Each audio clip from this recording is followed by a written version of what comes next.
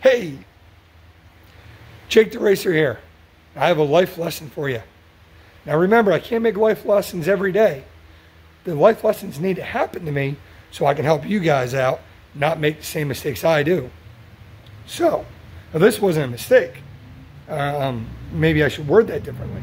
But today, this life lesson is very important for anybody who races at a racetrack, on a drag track specifically. I don't know anything about dirt cars and all that.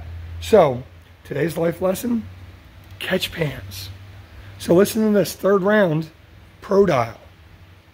I mean, it might have been second round. I hit the gas and my opponent turned the wrong color on. So I had the race won. Well, I went into tire spin, went towards the center line.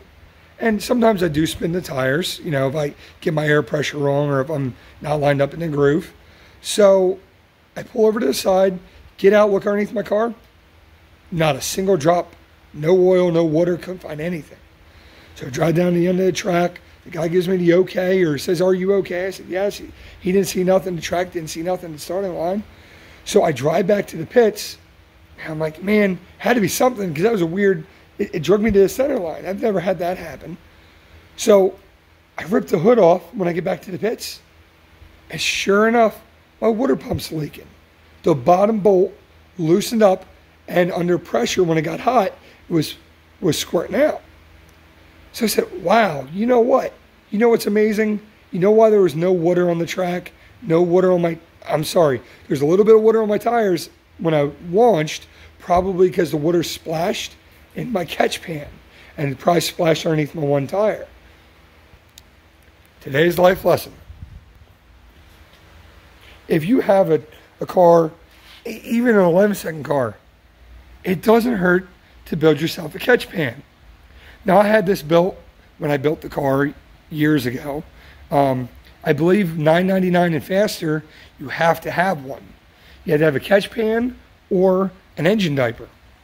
So this one, Zeus is in on the sides, up there underneath my motor, and it did its job. You line it with pig mat. I have brackets that go on here when I'm done that holds the pig mat down, because you don't want that going into your starter or ripping out of the car. And duct tape makes a mess around the edge. So if you can, make yourself something that holds it down without using too much duct tape. This pig mat caught the water and it did its job. Otherwise, there would have been 2 bottles full of water on the track. They would have had to clean it up, well, or wait for it to dry. And who knows what would happen if it got underneath both my tires at half track.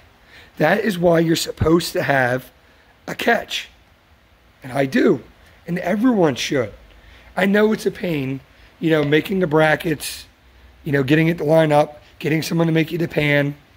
But totally worth it, guys. I'm not saying it could have saved my life, but you never know. Anything could have happened. So, that's what happened to me this weekend. I got past that round because my opponent turned the wrong color on. I fixed the water pump, simple fix, and I went right back up for pro, and no drops. And we verified it. We drove around the pits, make sure everything was golden, and yeah. So that's the life lesson I got for you. My dad's back, so doing spark plugs on that next. Oil change on mine, spark plugs on his. Jake the Racer, out.